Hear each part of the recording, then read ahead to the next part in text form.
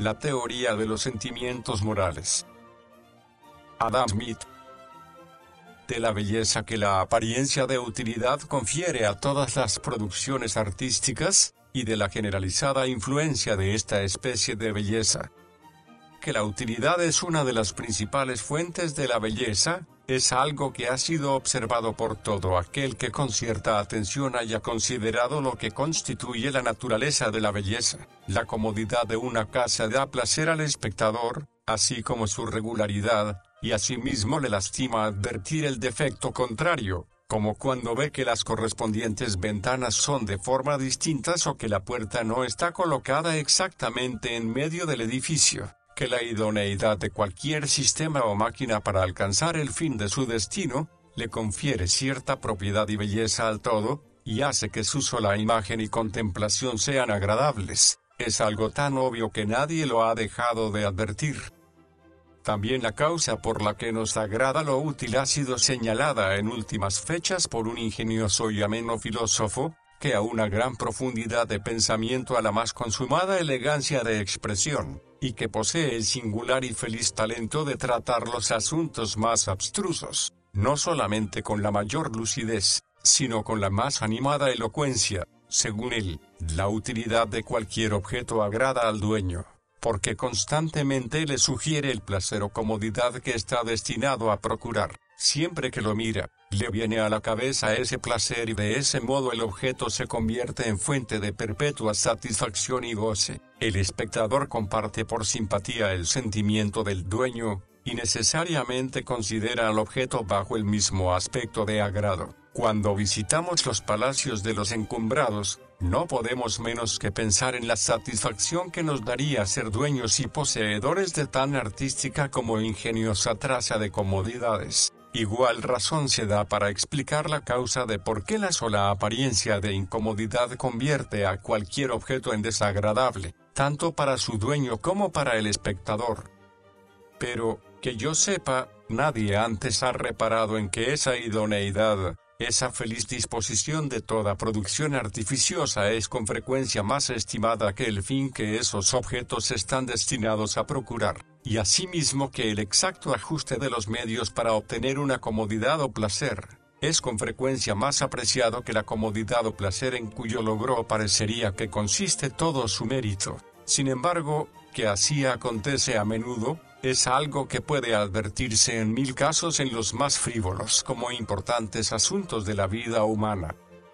Cuando una persona entra a su recámara y encuentra que todas las sillas están en el centro del cuarto, se enoja con su criado, y antes de seguir viéndolas en este desorden, se toma el trabajo, quizá, de colocarlas en su sitio con los respaldos contra la pared. La conveniencia de esta situación surge de la mayor comodidad de dejar el cuarto libre y sin estorbos. Para lograr esa comodidad, se impuso voluntariamente más molestias que las hubiera ocasionado la falta de ella, puesto que nada era más fácil que sentarse en una de las sillas, que es lo que con toda probabilidad hará una vez terminado el arreglo. Por lo tanto, parece que, en realidad, deseaba, no tanto la comodidad cuanto el arreglo de las cosas que la procuran, y, sin embargo, es esa comodidad lo que en última instancia recomienda ese arreglo y lo que comunica su conveniencia y belleza. Mas no solamente respecto de cosas tan frívolas influye este principio en nuestra conducta, es muy a menudo el motivo secreto de las más serias e importantes ocupaciones de la vida, tanto privada como pública. El hijo del desheredado, a quien el cielo castigó con la ambición, cuando comienza a mirar en torno suyo admira la condición del rico, en su imaginación ve la vida de éste como la de un ser superior, y para alcanzarla se consagra en cuerpo y alma y por siempre a perseguir la riqueza y los honores. A fin de poder lograr las comodidades que estas cosas deparan, se sujeta durante el primer año, es más, durante el primer mes de su consagración, a mayores fatigas corporales y a mayor intranquilidad de alma que todas las que pudo sufrir durante su vida entera si no hubiese ambicionado aquellas. Estudia, a fin de descollar en alguna ardua profesión, con diligencia sin descanso, trabaja día y noche para adquirir merecimientos superiores a los de sus competidores, Después procura exhibir esos merecimientos a la vista pública, y con la acostumbrada asiduidad solicita toda oportunidad de empleo. Para ese fin le hace la corte a todo el mundo, sirve a los que odia y es obsequioso con los que desprecia. Durante toda su vida persigue la idea de una holgura artificiosa y galana, que quizá jamás logre, y por la que sacrifica una tranquilidad verdadera que en todo tiempo está a su alcance, holgura que, si en su más extrema senectud llega por fin a realizar, descubrirá que en modo alguno es preferible a esa humilde seguridad y contentamiento que por ella abandonó. Es hasta entonces, en los últimos trances de su vida, el cuerpo agotado por la fatiga y la enfermedad y el alma amargada con el recuerdo de mil injurias y desilusiones que se imagina proceden de la injusticia de sus enemigos o de la perfidia e ingratitud de sus amigos, cuando comienza por fin a caer en la cuenta de que las riquezas y los honores son meras chucherías de frívola utilidad, en nada más idóneas para procurar el alivio del cuerpo y la tranquilidad del alma, que puedan serlo las tenacillas de estuche del amante de fruslerías, y que como ellas, resultan más enfadosas para la persona que las porta, que cómodas por la suma de ventajas que pueden proporcionarle. Si examinamos, sin embargo, porque el espectador singulariza con tanta admiración la condición de los ricos y encumbrados, descubriremos que no obedece tanto a la holgura y placer que se supone disfrutan, cuanto a los innumerables artificiosos y galanos medios de que disponen para obtener esa holgura y placer. En realidad, el espectador no piensa que gocen de mayor felicidad que las demás gentes, se imagina que son poseedores de mayor número de medios para alcanzarla, y la principal causa de su admiración estriba en la ingeniosa y acertada adaptación de esos medios a la finalidad para que fueron creados. Pero en la postración de la enfermedad y en el hastío de la edad provecta, desaparecen los placeres de los vanos y quiméricos sueños de grandeza. Para quien se encuentre en tal situación, esos placeres no tienen ya el suficiente atractivo para recomendar los fatigosos desvelos que con anterioridad lo ocuparon. En el fondo de su alma maldice la ambición y en vano añora la despreocupación e indolencia de la juventud, placeres que insensatamente sacrificó por algo que, cuando lo posee, no le proporciona ninguna satisfacción verdadera. Tal es el lastimoso aspecto que ofrece la grandeza a todo aquel que, ya por tristeza, ya por enfermedad, se ve constreñido a observar atentamente su propia situación y a reflexionar sobre lo que, en realidad le hace falta para ser feliz. Es entonces cuando el poder y la riqueza se ven tal como en verdad son, gigantescas y laboriosas máquinas destinadas a proporcionar unas cuantas insignificantes comodidades para el cuerpo, que consisten en resortes de lo más sutiles y delicados que deben tenerse en buen estado mediante una atención llena de ansiedades, y que, a pesar de toda nuestra solicitud, pueden en todo momento estallar en mil pedazos y aplastar entre sus ruinas a su desdichado poseedor. Son inmensos edificios que para levantarlos requieren la labor de toda una vida, y que en todo momento agobian a quien los habita y que mientras permanecen en pie si bien pueden ahorrarle algunas de las más pequeñas incomodidades, en nada pueden protegerlo contra las más severas inclemencias de la estación. Lo defienden del chubasco veraniego, no de la borrasca invernal, pero en todo tiempo lo dejan igualmente y a veces aún más expuesto que antes, a la ansiedad, al temor y al infortunio, a las enfermedades, a los peligros y a la muerte. Mas aunque esta melancólica filosofía, para nadie extraña en tiempos de enfermedad y desdicha, menosprecia de un modo tan absoluto esos máximos objetos del deseo humano, cuando disfrutamos, en cambio, de mejor salud o de mejor humor, entonces jamás dejamos de considerarlos bajo un aspecto más placentero. Nuestra imaginación, que mientras sufrimos un dolor o una pena parece quedar confinada y encerrada dentro de los límites de nuestra propia persona, en época de holgura y prosperidad se extiende a todo lo que nos rodea. Es entonces cuando nos fascina la belleza de las facilidades y acomodo que reina en los palacios y economía de los encumbrados, y admiramos la manera como todo concurre al fomento de su tranquilidad, a obviar sus necesidades, a complacer sus deseos y a divertir y obsequiar sus más frívolos caprichos. Si consideramos por sí solo la verdadera satisfacción que todas estas cosas son susceptibles de proporcionar, separada de la belleza de disposición calculada para suscitarla, siempre aparecerá en grado eminente despreciable e insignificante. Empero muy raras son las veces en que la miramos bajo esta abstracta y filosófica luz. De suyo la confundimos en nuestra imaginación con el orden, con el movimiento uniforme y armonioso del sistema, con la máquina o economía por cuyo medio se produce. Los placeres de la riqueza y de los honores, considerados desde este punto de vista ficticio, hieren la imaginación como si se tratase de algo grandioso, bello y noble por cuyo logro bien vale todo el afán y desvelo que tan dispuesto estamos a emplear en ello.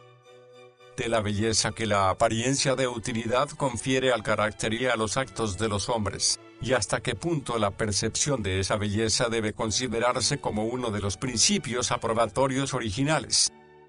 La índole de los hombres, así como los artefactos o las instituciones del gobierno civil, pueden servir o para fomentar o para perturbar la felicidad, tanto del individuo como de la sociedad. El carácter prudente, equitativo, diligente, resuelto y sobrio, promete prosperidad y satisfacción, tanto para la persona como para todos los que están en relación con ella. Por el contrario, la arrebatada, la insolente, la perezosa, afeminada y voluptuosa, presagia la ruina al individuo y la desgracia a todos los que con él tengan tratos. La primera de estas maneras de ser tiene, por lo bajo, toda la belleza que pudiera adornar a la máquina más perfecta que jamás se haya inventado para el fomento del fin más deseable. La segunda, toda la deformidad del más desmañado y torpe artefacto. ¿Acaso puede existir otra institución de gobierno más adecuada para fomentar la felicidad humana que la preponderancia de la sabiduría y de la virtud?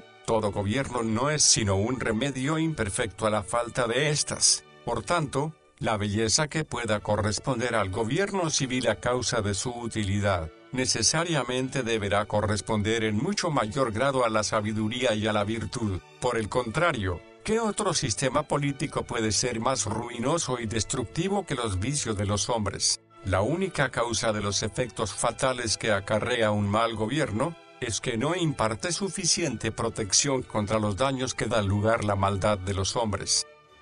La belleza y deformidad que los distintos caracteres, por lo visto, derivan de su utilidad o falta de ella, propenden a impresionar de un modo peculiar a quienes en abstracto y filosóficamente consideran los actos y la conducta de los hombres. Cuando un filósofo examina por qué los sentimientos humanitarios reciben nuestra aprobación o por qué condenamos la crueldad, no siempre forma en su mente de un modo claro y preciso el concepto de un acto en particular, ya sea de humanitarismo, ya de crueldad, sino que comúnmente se conforma con la noción vaga e indeterminada que la general designación de esas cualidades le sugiere. Sin embargo, solamente en casos específicamente determinados es donde la propiedad o impropiedad, el merecimiento o desmerecimiento de los actos resultan cosas obvias y discernibles. Únicamente cuando se dan ejemplos particulares podemos percibir con distinción la concordia o la desavenencia entre nuestros propios afectos y los de la gente, o bien sentir,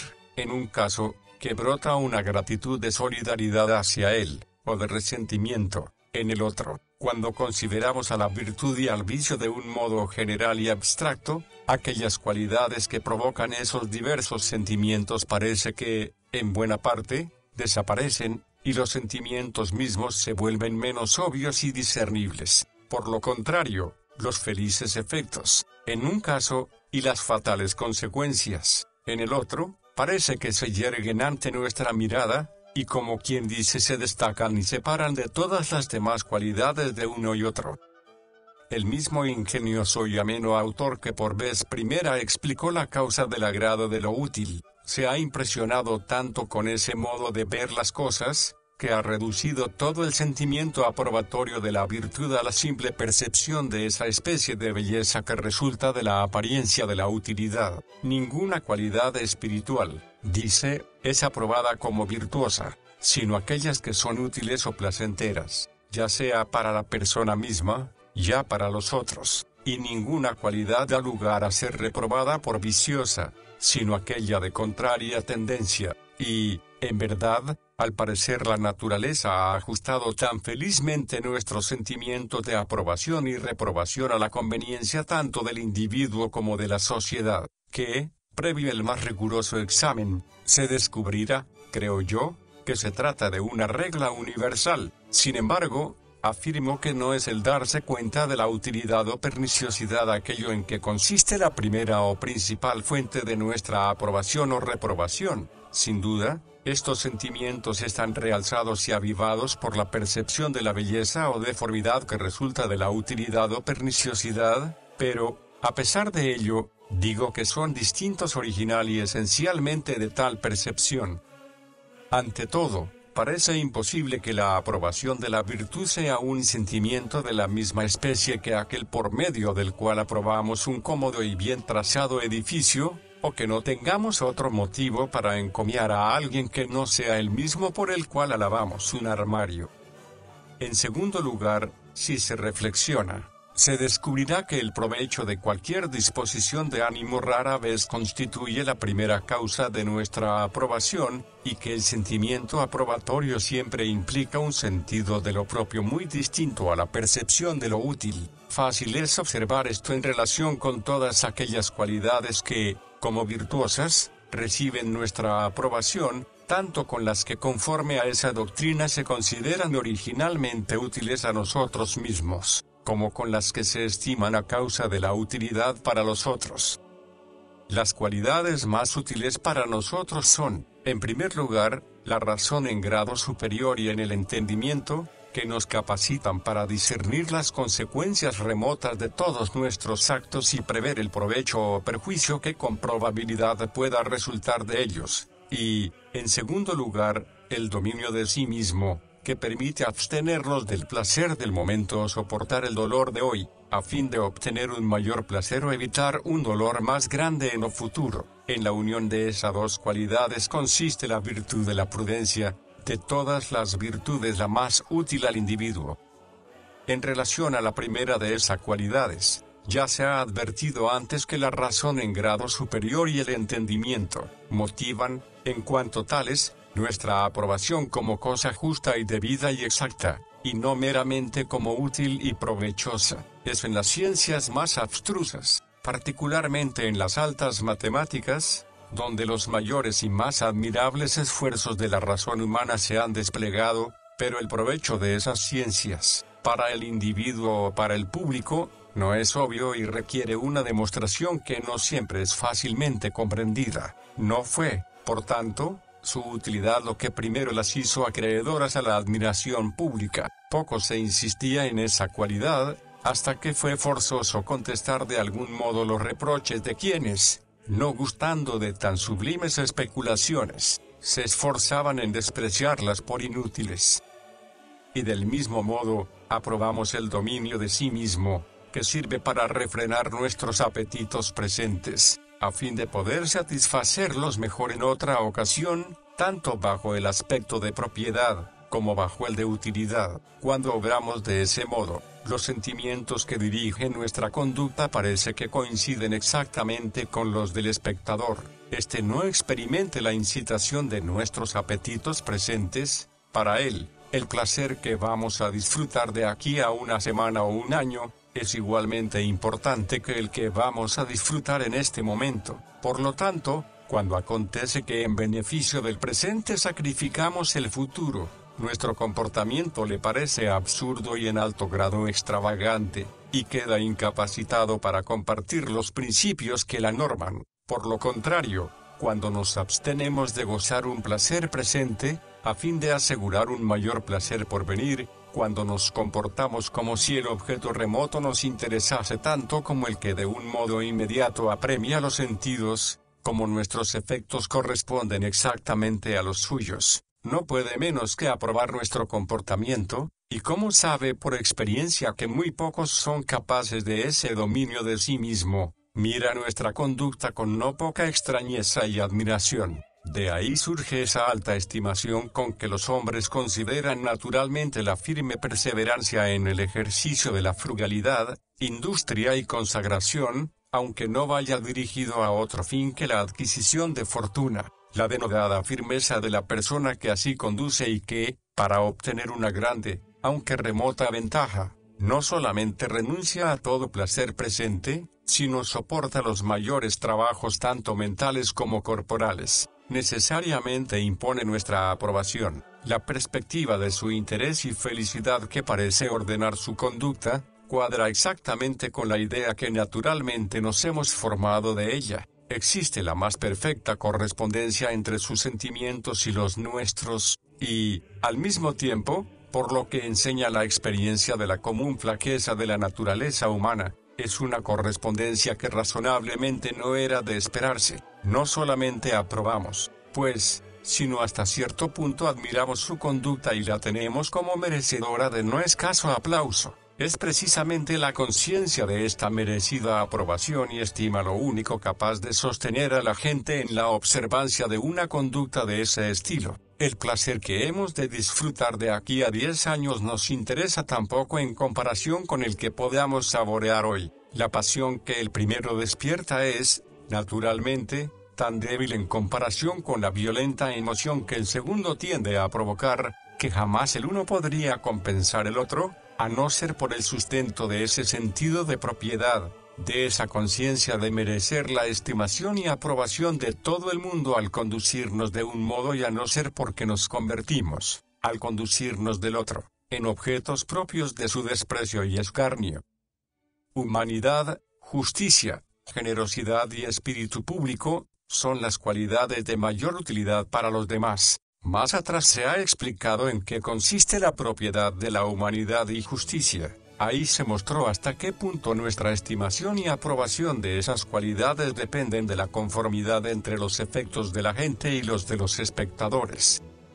La propiedad de la generosidad y del espíritu público se funda en el mismo principio que en el caso de la justicia. La generosidad es distinta de la humanidad. Esas dos cualidades que a primera vista parecen tan semejantes, no siempre pertenecen a la misma persona. La humanidad es virtud propia de la mujer, la generosidad, del hombre. El bello sexo, que por lo común tiene mucha más ternura que el nuestro, rara vez tiene igual generosidad. La legislación civil sabe que las mujeres pocas veces hacen donaciones de alguna consideración. La humanidad consiste meramente en el exquisito sentimiento hacia el prójimo, que el espectador abriga respecto del sentimiento de las personas principalmente afectadas, de tal modo que llora sus penas, resiente sus injurias y festeja sus éxitos. Los actos más humanos no exigen abnegación ni dominio sobre sí mismo, ni un gran esfuerzo del sentido de la apropiado. Consisten simplemente en hacer lo que esa exquisita simpatía por sí solo nos incita a llevar a cabo.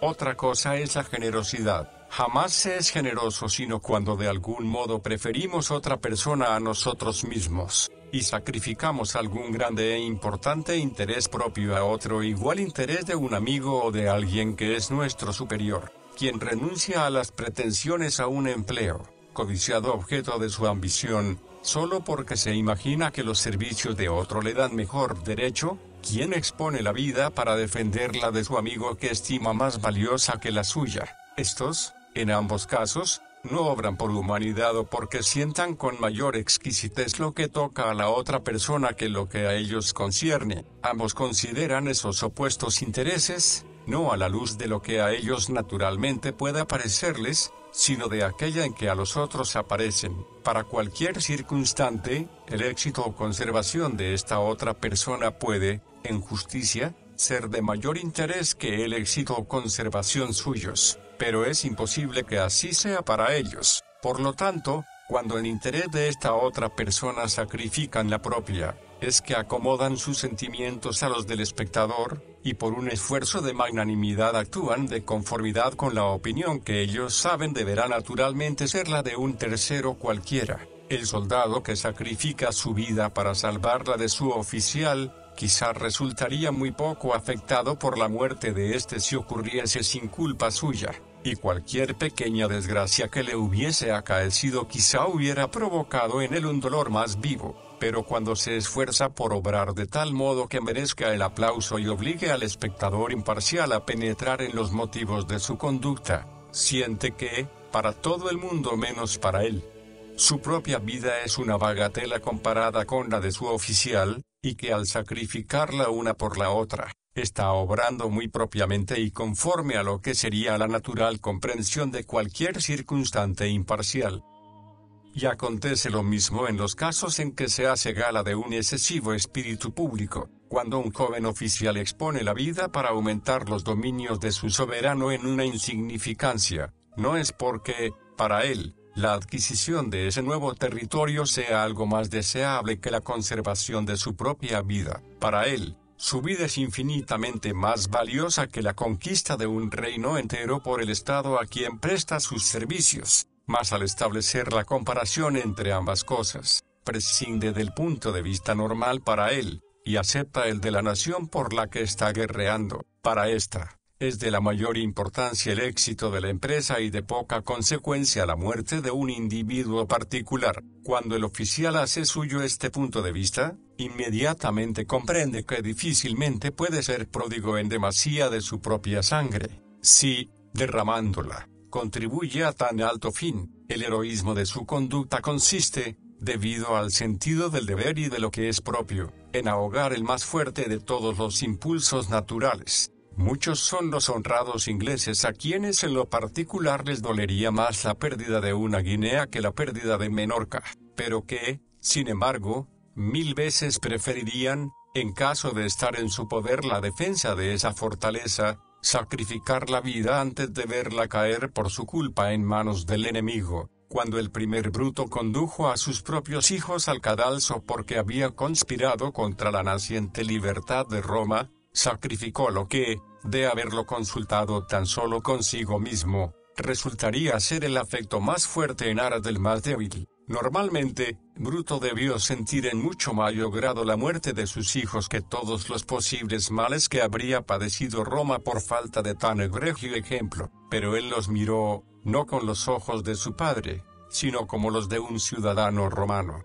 Tan estrechamente compartió los sentimientos propios de esta condición, que en nada tuvo el lazo que los unía a sus hijos, y para un ciudadano romano, los hijos de Bruto, puestos en la balanza con el menor de los intereses públicos de Roma, resultaban cosa despreciable. En este, como en todos los demás casos de la misma especie, nuestra admiración está fundada, no tanto en la utilidad cuanto en lo insólito, y de ahí deriva la grandiosa, noble y sublime propiedad de tales actos. Ciertamente, cuando consideramos esa utilidad comprendemos que les comunica una belleza adicional que nos los hace aún más recomendables a nuestra aprobación, pero tal belleza es principalmente perceptible a los hombres reflexivos y especulativos, y en manera alguna es la cualidad que primero recomienda esos actos a los naturales sentimientos del núcleo de los hombres. Conviene advertir que la parte en que la aprobación obedece a la percepción de la belleza de lo útil, no tiene relación alguna con los sentimientos ajenos. Por lo tanto, si fuese factible que una persona llegase a la edad adulta en total incomunicación social, sus actos, a pesar de todo, podrían serle agradables o desagradables, según tendiesen hacia su felicidad o desventaja. Podría percibir cierta belleza de esa especie en la prudencia, en la templanza y en la buena conducta, y una deformidad en el comportamiento opuesto, podría, en un caso, considerar su propio temperamento y carácter con esa especie de satisfacción con que acostumbramos ver una bien dispuesta máquina, o en el otro, con esa especie de disgusto e insatisfacción con que contemplamos un aparato embarazoso y torpe. Sin embargo, como estas percepciones son meramente cuestión de gusto y participan de la debilidad y fragilidad de las percepciones de esa especie sobre cuya exactitud se funda a lo que con propiedad se llama el gusto, es muy probable que quien se encontrase en su solitaria y desdichada condición, no les prestaría gran atención, y aun cuando se le ocurriesen, en modo alguno le afectarían de la misma manera antes de su incorporación a la sociedad que a consecuencia de esa incorporación. La sola idea de su propia deformidad no le ocasionaría una interna postración de bochorno, ni la conciencia de la opuesta belleza le produciría la exaltación de un secreto triunfo del alma. La noción de merecer recompensa, en un caso, no lo llenaría de júbilo, ni, en el otro caso, temblaría ante la perspectiva de un merecido castigo. Todos los sentimientos de esa clase implican la noción de otro sujeto que es el juez natural de la persona que los experimenta, y solamente por simpatía con los laudos de este árbitro de su conducta, puede concebir, ya sea el triunfo de la propia balanza, ya que la vergüenza de la condenación de sí mismo. De los sistemas de filosofía moral. De los diversos sistemas que se han elaborado respecto del principio aprobatorio. Introducción. La cuestión más importante en filosofía moral, después de la indagación acerca de la naturaleza de la virtud, es la relativa al principio aprobatorio, al poder o facultad mentales que hacen que ciertos caracteres nos resulten agradables o desagradables. Nos obligan a preferir determinada manera de comportamiento a otra manera distinta, nos conducen a calificar de buena a la una y de mala a la otra y nos llevan a considerar, a la primera, como un objeto digno de aprobación, de honra y recompensa, de culpa, censura y castigo, a la segunda. Se han dado tres explicaciones diferentes de ese principio aprobatorio. Según algunos, se aprueban o reprueban las propias acciones, así como las de los otros, solamente por amor a sí mismo o por cierto reconocimiento de su propensión a hacernos felices o desgraciados. Según otros, la razón, aquella facultad que nos permite distinguir entre lo verdadero y lo falso, es la que habilita para distinguir entre lo conveniente e inconveniente, tanto en los actos como en los efectos. Según otros, esa distinción depende totalmente de un inmediato sentimiento y una emoción, y obedece a la satisfacción o aversión que nos inspira la contemplación de ciertos actos y emociones, el amor a sí mismo, la razón y el sentimiento. Por lo tanto, son los tres diferentes orígenes que se han señalado al principio aprobatorio.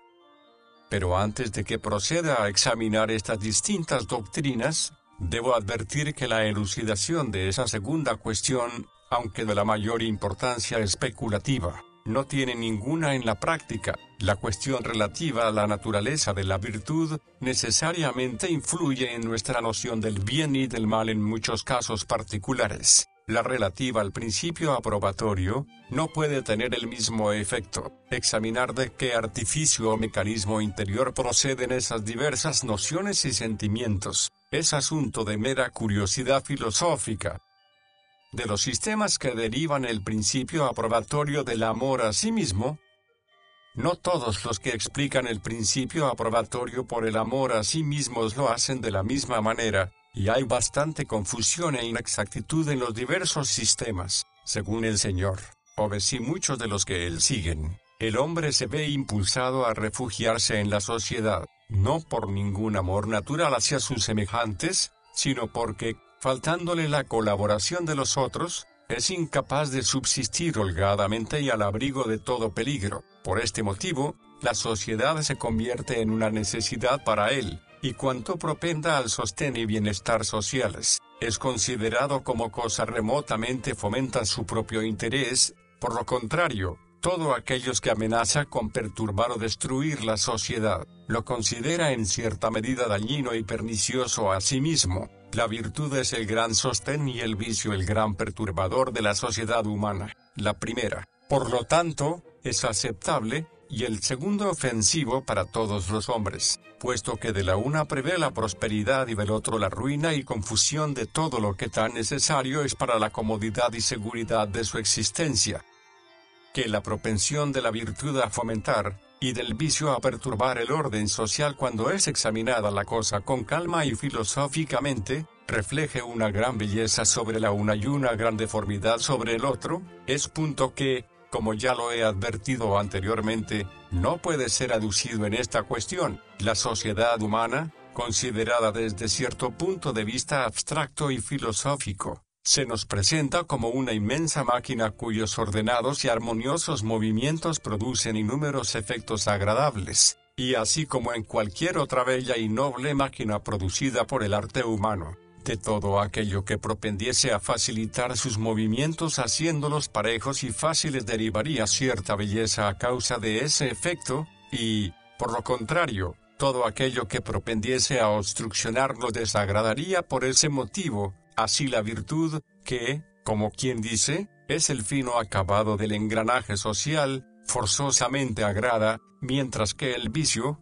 cual vilorín que lo hace trepidar y rechinar, necesariamente ofende. Esta explicación, pues, del origen del principio aprobatorio o reprobatorio, en cuanto lo deriva de un respeto al orden social, se entronca con aquel principio que concede belleza a la utilidad y que ya expliqué en ocasión anterior, y de ahí es donde esta doctrina saca toda esa plausibilidad que posee, cuando esos autores describen las innumerables ventajas que la vida culta y social tiene sobre la salvaje y solitaria, cuando se extienden sobre la necesidad de la virtud y el orden como sostenes de la primera, y demuestran cuán infaliblemente propende el predominio del vicio y desobediencia a las leyes a implantar de nuevo la segunda, el lector se siente fascinado con la novedad y magnificencia del paisaje que ponen ante su vista. Claramente ve una nueva belleza en la virtud, y una nueva deformidad en el vicio que nunca antes había advertido, y, por lo general, tan encantado está con el descubrimiento,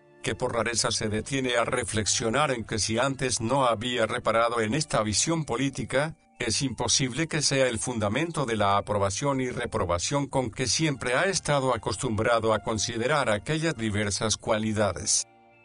Por otra parte, cuando esos autores derivan del amor a sí mismo el interés que sentimos por el bienestar social y el aprecio que por ese motivo testimoniamos a la virtud, no quieren decir que cuando en esta época aplaudimos la virtud de Catón y abominamos de la infamia de Catilina, nuestros sentimientos sean inducidos de la noción del beneficio que podamos recibir del uno, ni del menoscabo que soportemos a causa del otro. La forma como, según estos filósofos, apreciamos al virtuoso personaje y culpamos al desordenado, no es entendiendo que la prosperidad y el trastorno sociales en aquellas remotas edades y naciones sean influyentes sobre nuestra felicidad o desdicha presentes. Jamás pensaron que nuestros sentimientos estuviesen influidos por el posible beneficio o perjuicio que supusiéramos redundaría en nosotros, bajo el supuesto de haber vivido en aquellas lejanas edades y países, o bien, influidos por los que podrían redundar en nosotros, al pensar que en nuestra vida encontraríamos personas semejantes. En suma, la idea con que esos autores andaban a tientas, pero que no pudieron dilucidar, era esa su simpatía indirecta que experimentaron hacia quienes reciben el beneficio o sufren el perjuicio proveniente de la índole tan opuesta de esos personajes, y eso era lo que confusamente señalaban cuando afirmaron que era la idea del provecho o del sufrimiento lo que incitaba nuestro beneplácito o indignación, sino el concepto o imaginación del posible provecho o sufrimiento en el caso de tener que actuar en compañía de semejantes asociados. Sin embargo, la simpatía no puede, en modo alguno, considerarse un principio egoísta. Cuando simpatizo con vuestra aflicción o vuestra indignación, puede sostenerse, ciertamente, que mi emoción se funda en amor a mí mismo, porque surge de ese hacer mío vuestro caso, de ese ponerme en vuestra situación y de ahí concebir lo que sentiría en tales circunstancias. Empero, aunque con mucha propiedad se dice que la simpatía surge de un cambio imaginario de situaciones con la persona principalmente afectada, con todo, tal cambio imaginario no se supone que me acontezca a mí, en mi propia persona y carácter, sino en la persona con quien simpatizo. Cuando me conduelo de la muerte de tu hijo, no considero, a fin de poder compartir tu aflicción, lo que yo, persona determinada por mi carácter y profesión, sufriría si tuviese un hijo, sino que considero lo que sufriría si en verdad yo fuera tú, y no solamente cambio contigo de circunstancias, sino de personas y sujetos. Mi aflicción, pues, es enteramente por tu causa y en absoluto por la mía, por lo tanto, no es en nada egoísta. ¿Cómo puede considerarse que sea pasión egoísta aquella que no responde a algo que ni siquiera en la imaginación me ha acontecido ni que se refiera a mí en propia persona y carácter, sino que en todo atañe a lo que a ti concierne? Un hombre muy bien puede simpatizar con una parturienta, aunque es imposible que se imagine sufriendo en su persona los dolores del parto. De cualquier modo, esta doctrina de la naturaleza humana que deriva todos los sentimientos y afectos del amor a sí mismo, y que tanto ruido ha metido en el mundo, pero que, hasta donde alcanzo, jamás ha sido cabal y distintamente explicada, me parece que ha salido de una confusa y falsa interpretación del mecanismo de la simpatía. De los sistemas que hacen de la razón el principio de la aprobación. Es bien sabido que fue doctrina del Señor, o ves que el estado de naturaleza es un estado bélico, y que con anterioridad a la institución del gobierno civil no es posible la existencia entre los hombres de una vida social segura y pacífica. Por tanto, la conservación del orden social, según él, consiste en sostener las instituciones políticas, y destruirlas es tanto como dar fin a ese orden social. Mas la existencia del gobierno civil depende de la obediencia que se presta al supremo magistrado. En el preciso momento en que pierde su autoridad, todo gobierno ha cesado. Del mismo modo, pues, que la propia conservación enseña a los hombres a encomiar todo aquello que tienda al fomento del bienestar social y a censurar lo que promete lesionarlo, así ese mismo principio les debería enseñar, si en pensamiento y palabra fuesen consecuentes, a encomiar en toda ocasión la obediencia al magistrado civil y a censurar toda desobediencia y rebeldía. Las nociones mismas de lo laudable y censurable debieran ser idénticas a las de obediencia y desobediencia. Por tanto, las leyes del magistrado civil debieran ser consideradas como las últimas y absolutas normas de lo justo e injusto, del bien y del mal. Al propagar estas ideas, el Señor Hobbes admitió que su intención fue la de sujetar la conciencia de los hombres de un modo inmediato al poder civil y no al eclesiástico, en cuya turbulencia y ambición aprendió a ver, por el ejemplo de su propia época, la causa principal de los desórdenes sociales. Por este motivo su doctrina era particularmente ofensiva a los teólogos, quienes, a su vez, no anduvieron cortos en dar rienda suelta con mucha rudeza y encono a la indignación que sentían en su contra.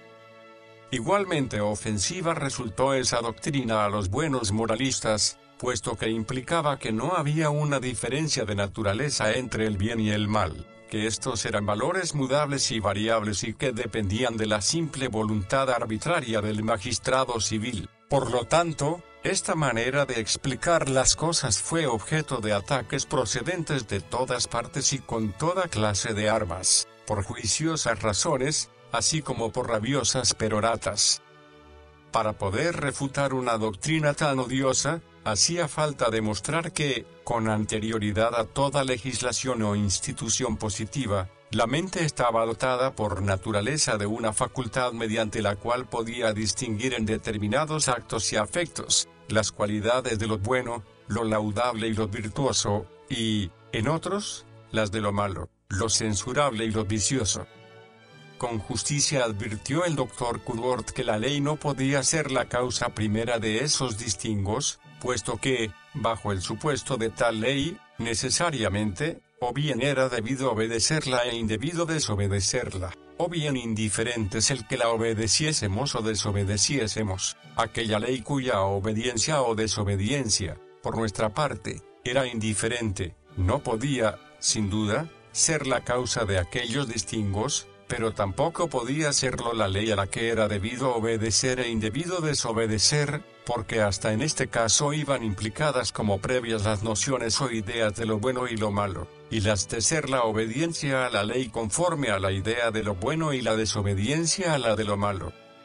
Puesto que la mente posee, con prioridad toda la ley, una noción de esos distingos, parece necesaria consecuencia que esa noción procede de la razón, que es la que indica la diferencia entre el bien y el mal, así como lo hace entre la verdad y el error. Y esta conclusión, verdadera en cierto sentido, aunque demasiado precipitada en otro, fue más fácilmente aceptada en esa época en que la ciencia abstracta de la naturaleza humana estaba en pañales, y antes de que las distintas facultades mentales hubiesen sido cuidadosamente examinadas y diferenciadas las unas a las otras. En los días en que se ventilaba con gran calor y vehemencia esta controversia con el Señor Hobbes, no se había pensado en ninguna otra facultad de donde se supiese que tales ideas podían originarse. Por estos años, pues, vino a ser doctrina en boga que la esencia de la virtud y del vicio no consistía en la conformidad o inconformidad de las acciones humanas con la ley de un superior, sino en la conformidad o inconformidad con la razón, que de este modo fue considerada como primera causa y principio de la aprobación y reprobación. En cierto sentido, es verdad que la virtud consiste en una conformidad con la razón, y con mucha justicia puede considerarse a esta facultad, en alguna medida, como causa y principio de la aprobación y la reprobación y de todo sano juicio relativo al bien y al mal. Es la razón la que descubre esas reglas generales de justicia según las cuales debemos normar nuestros actos, y por esta misma facultad formamos esas más vagas e indeterminadas ideas de lo que es prudente, de lo que es decoroso, de lo que es generoso y noble, ideas que siempre nos acompañan y a cuya conformidad procuramos modelar, en la medida en que mejor podemos, el tenor de nuestra conducta. Las sentencias morales generalmente admitidas se forma, como toda máxima general, por la experiencia y la inducción. Advertimos en una gran variedad de casos particulares lo que agrada o desagrada a nuestras facultades morales, lo que ellas aprueban o desaprueban, y de esta experiencia establecemos por inducción esas reglas generales. Mas la inducción siempre ha sido considerada como una operación de la razón, y por eso se dice con mucha propiedad que de la razón proceden todas esas sentencias generales e ideas. Estas, en gran parte, norman nuestros juicios morales, los cuales serían sumamente inciertos y precarios si dependiesen totalmente de algo tan expuesto a variar como son las inmediatas emociones y sentimientos, que los diversos estados de salud y humor son capaces de alterar de un modo tan esencial. Por lo tanto, como nuestros mejores fundados juicios relativos a lo bueno y a lo malo se norman por máximas e ideas obtenidas por una inducción de la razón, puede, con mucha propiedad, decirse de la virtud que consiste en una conformidad con la razón, y, hasta este extremo, puede considerarse a esa facultad como causa y principio de aprobación y reprobación.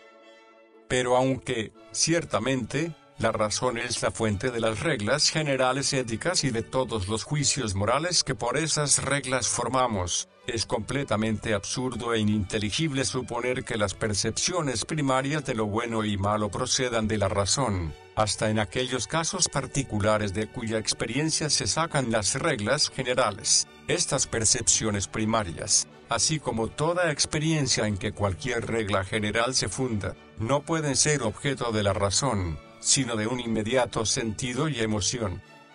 La manera como se forman las reglas generales éticas, es descubrimiento que en una gran variedad de casos de un modo de conducta constantemente nos agrada de cierta manera, y que, de otro modo, con igual constancia, nos resulta desagradable. Empero, la razón no puede hacer que un objeto resulte por sí mismo agradable o desagradable. La razón solo puede revelar que tal objeto es medio para obtener algo que sea placentero o no, y de este modo puede hacer que el objeto, por consideración a esa otra cosa, nos resulte agradable o desagradable. Mas nada puede ser agradable o desagradable por sí mismo, que no sea porque así nos lo presenta un inmediato sentido y sensación. Por lo tanto, si en todos los casos particulares necesariamente nos agrada la virtud por ella misma, y si del mismo modo el vicio nos causa aversión, no puede ser la razón, sino un inmediato sentido y sensación,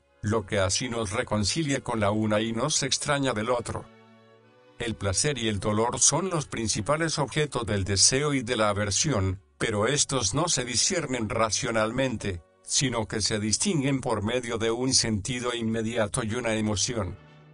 Si la virtud, pues, es deseable por sí misma, y si, Del mismo modo, el vicio es objeto de aversión. Síguese que no puede ser la razón, sino el sentido inmediato y la emoción, lo que distingue esas diferentes cualidades.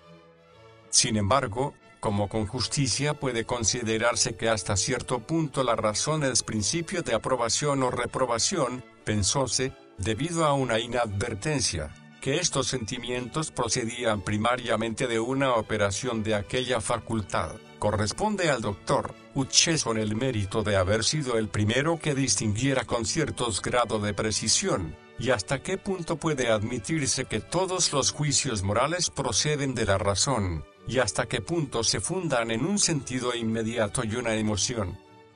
En sus ilustraciones sobre el sentido moral, ha explicado esto de un modo tan completo, y, a mi parecer, tan incontestable, que si el asunto todavía provoca controversia, solamente puede imputarlo a falta de atención a lo que este caballero ha escrito, o bien a una supersticiosa adhesión a ciertas formas de expresión, debilidad no poco común entre los sabios, especialmente en materia tan profundamente interesante como la presente, en la que un hombre curioso no siempre está dispuesto a ceder ni siquiera en la justeza de una sola frase a la que ha estado acostumbrado. De aquellos sistemas que hacen del sentimiento el principio de la aprobación. Los sistemas que hacen del sentimiento el principio de la aprobación pueden dividirse en dos distintas clases. Según algunos, el principio de la aprobación se funda en un sentimiento de naturaleza peculiar, es un poder especial de percepción que la mente ejerce en presencia de ciertos actos o efectos. Algunos de estos impresionan esa facultad de un modo agradable y otros de una manera desagradable. Los primeros quedan marcados con los caracteres del bien, de lo laudable y virtuoso, los segundos, con los del mal, lo censurable y vicioso, tratándose de un sentimiento de naturaleza peculiar, diferente de todos los otros, y como efecto que es de un poder especial de percepción, le dan un nombre particular, llamándole el sentido moral. Según otros, no hay necesidad, para explicar el principio de aprobación, de suponer la existencia de un nuevo poder de percepción del que hasta entonces no se tuviera noticia. Se imaginan que la naturaleza obra en esto, como en todos los demás casos, con la más rigurosa economía, y que produce multitud de efectos de una sola y misma causa, y la simpatía, potencia de que la que siempre se ha tenido debida cuenta y la de la que la mente está manifiestamente dotada, piensan, suficientemente para explicar todos los efectos atribuidos a aquella facultad especial.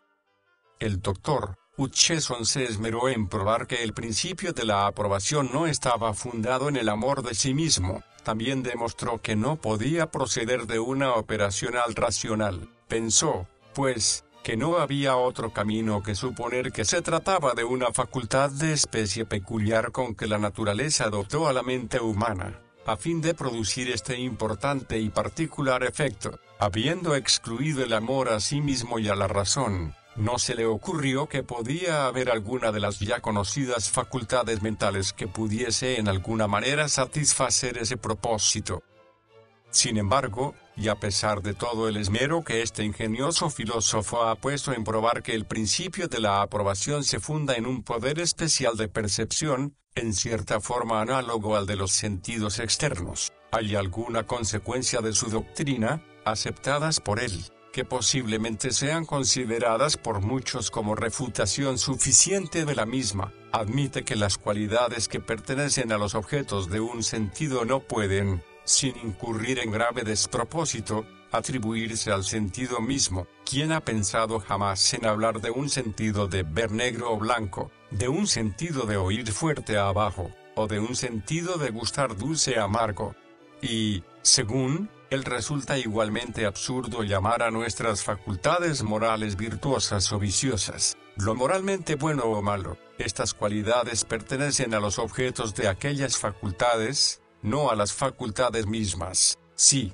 por lo tanto, hubiera un hombre tan disparatadamente constituido que aceptara la crueldad y la injusticia como las más altas virtudes, y rechazara la equidad de la humanidad como los más despreciables vicios, Una mente así constituida podría ciertamente ser considerada como perniciosa, tanto para el individuo como para la sociedad, y asimismo considerada como extraña, sorprendente y en sí desnaturalizada, pero no podría, sin incurrirse en grave despropósito, calificarse de viciosa o moralmente perversa.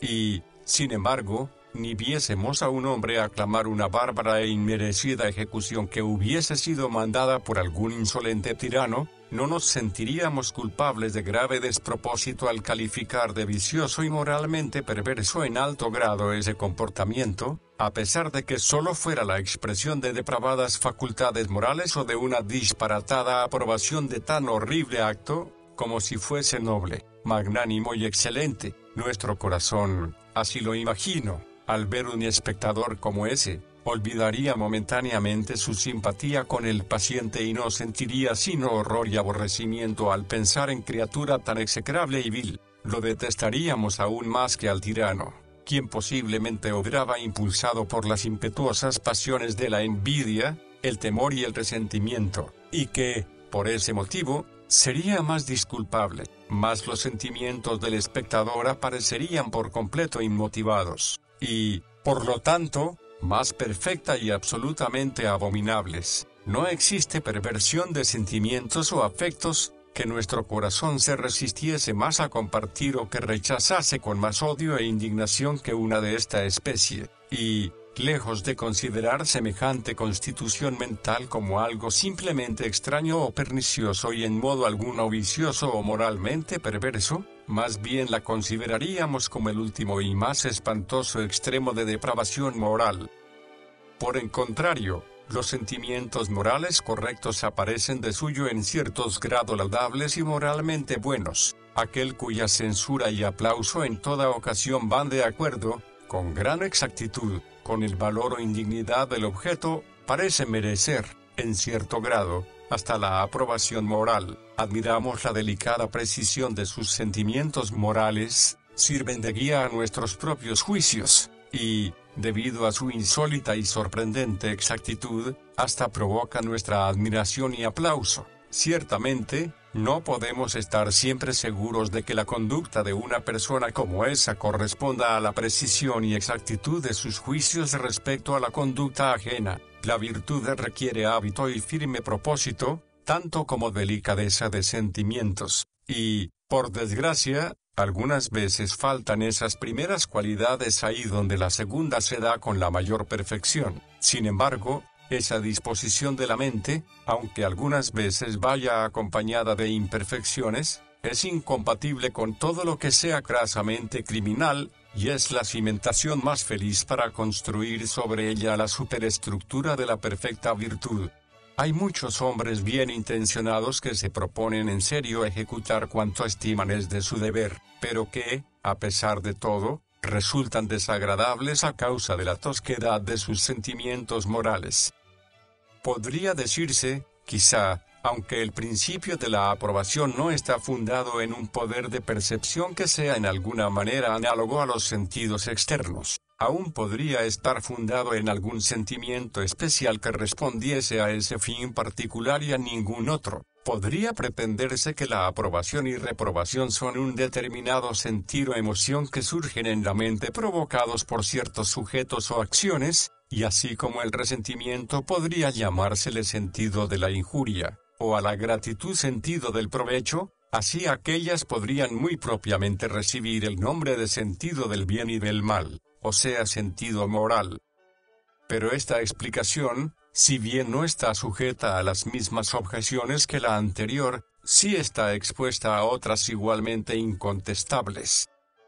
En primer lugar, a pesar de todas las variaciones a que está sujeta una emoción cualquiera, conserva los rasgos generales que la singularizan como emociones de determinada especie, y esos rasgos generales siempre son más conspicuos y notorios que cualquier variación que pudiera experimentar en casos particulares. Así, la ira es una emoción de especie particular, y, consecuentemente, sus rasgos generales siempre son más perceptibles que todas las variantes que puede experimentar en casos particulares. La ira contra un hombre es, sin duda, algo diferente de la ira contra una mujer, y a su vez diferente de la ira contra un niño. En cada uno de estos tres casos la pasión de la ira en general admite distintas modificaciones según el particular carácter de sus objetos, como el atento observador fácilmente podrá advertir, pero, a pesar de todo, en todos estos casos predominan los rasgos generales de la pasión. Para distinguir estos rasgos no hace falta una observación sutil,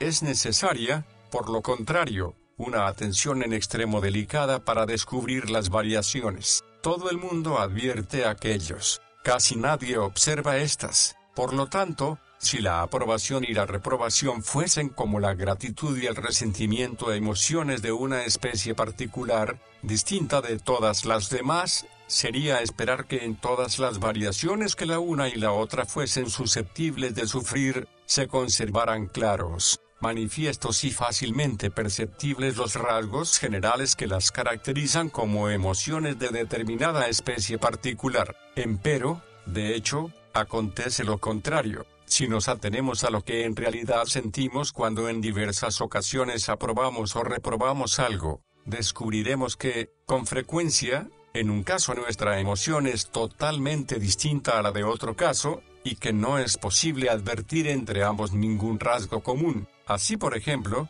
la aprobación con que miramos un sentimiento tierno, delicado y humano, es bastante distinta de aquella con que recibimos la impresión de un sentimiento que se nos presenta como admirable, osado y magnánimo. Nuestra aprobación por ambos puede, en diversas ocasiones, ser perfecta y completa, pero uno de ellos nos enternece y el otro nos eleva, y no hay ningún parecido entre las emociones que provocan en nosotros. Ahora bien, según la doctrina que he estado procurando demostrar, tal debe, necesariamente, ser el caso, como las emociones de la persona a la que aprobamos, en esos dos casos, opuestas la una a la otra, y como nuestra aprobación procede de la simpatía con esas emociones opuestas, lo que sentimos en un caso no puede en nada parecerse a lo que sentimos en el otro. Empero, esto no podría acontecer si la aprobación consistiese en una emoción peculiar que no tuviese nada en común con los sentimientos objeto de la aprobación, sino que surgiese en presencia de esos sentimientos, a la manera como cualquiera otra pasión surge en presencia del objeto que le es propio. Lo mismo puede decirse respecto a la reprobación. El horror que nos inspira la crueldad, en nada se asemeja al desprecio que sentimos hacia lo ruin. Es una especie muy distinta de discordia la que sentimos en presencia de estos dos diferentes vicios, entre nuestro propio parecer y el de la persona cuyos sentimientos y comportamiento observamos. En segundo lugar, ya he advertido que no solamente las diferentes pasiones o afectos humanos que son motivo de aprobación o reprobación se nos presentan con el carácter de bondad y perversidad morales, sino que también la aprobación conveniente e inconveniente se presenta a nuestros naturales sentimientos con el sello de esas mismas cualidades. En consecuencia, se me ocurre preguntar, ¿cómo es que, según esta doctrina, aprobamos o reprobamos la aprobación misma según sea conveniente o inconveniente? A esta pregunta no hay, me imagino, sino una sola contestación que sea razonable. Será necesario decir que, cuando la aprobación con que nuestro prójimo observa la conducta de un tercero coincide con la nuestra, es que aprobamos su acto aprobatorio y lo tenemos, en cierta medida, por moralmente bueno, y, por lo contrario, cuando no coincide con nuestros propios sentimientos, lo desaprobamos y consideramos, en cierta medida, moralmente perverso. Debe, pues, admitirse que, por lo menos en este caso, la coincidencia o oposición de sentimientos entre el observador y la persona observada es lo que constituye la aprobación o reprobación moral, y si consiste en eso en un caso, yo pregunto, ¿por qué no en todos los demás? ¿Qué objeto tiene imaginar un nuevo poder de percepción para explicar esos sentimientos? Contra toda explicación del principio aprobatorio que quiera hacerlo depender de un sentimiento peculiar distinto de todos los demás, yo objetaría que es bien extraño que ese sentimiento, sin duda intencionado por la providencia para ser el principio rector de la naturaleza humana, hubiese pasado hasta ahora tan inadvertido, al grado de carecer de nombre en todos los idiomas. La designación, sentido moral, es de cuño muy tardío, y todavía no puede considerarse forme parte del idioma inglés. La palabra aprobación, solo desde hace pocos años es propia para denotar con peculiaridad cosas de esta especie. Propiamente hablando, aprobamos todo aquello que nos satisface completamente: la forma de un edificio, la traza de una máquina, el sabor de un plato de carne. La palabra conciencia no denota primariamente alguna facultad moral que nos permita aprobar o reprobar algo. La conciencia implica, ciertamente, la existencia de alguna facultad de esa especie, y significa propiamente nuestro darnos cuenta de haber obrado conforme o contrariamente a sus mandatos, ya que el amor, el odio, la alegría, la aflicción, la gratitud, el resentimiento y tantas otras pasiones que se supone están todas sujetas a ese principio, han demostrado ser suficientemente importantes para obtener rótulos que nos las dan a conocer. ¿Acaso no es sorprendente que la reina de todas ellas hubiese pasado hasta ahora tan poco advertida, que, excepción hecha de unos cuantos filósofos, a nadie le ha parecido aún que valga la pena bautizarla con algún nombre? Cuando concedemos nuestra aprobación a algún sujeto o a una acción, los sentimientos que experimentamos, según la doctrina que antecede, tienen 4 orígenes que en cierto sentido son distintos los unos a los otros. Primero, simpatizamos con los motivos de la gente. Segundo, compartimos la gratitud de quienes advertimos que su conducta ha sido conforme a las reglas generales por las que esas dos simpatías usualmente actúan. Y, por último, cuando consideramos que tales actos forman parte de un sistema de conducta que tiende a fomentar la felicidad del individuo o de la sociedad, tal parece que derivan cierta belleza de esa utilidad, no muy distinta de la que atribuimos a cualquier máquina bien trazada. Una vez desconectado, en cualquier caso particular, todo lo necesariamente debe reconocerse que procede de uno u otro de estos 4 principios. Quisiera saber de buena gana lo que queda de residuo,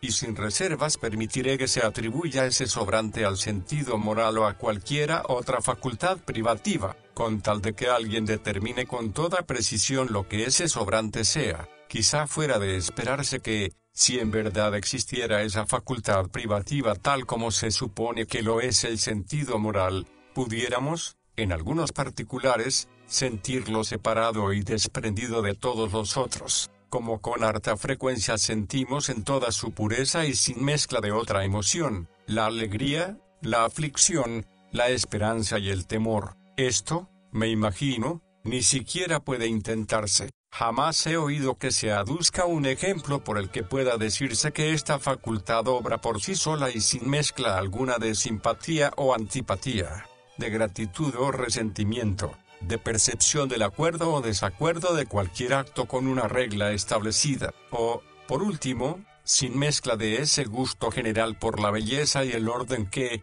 tanto los objetos inanimados como animados, provocan en nosotros.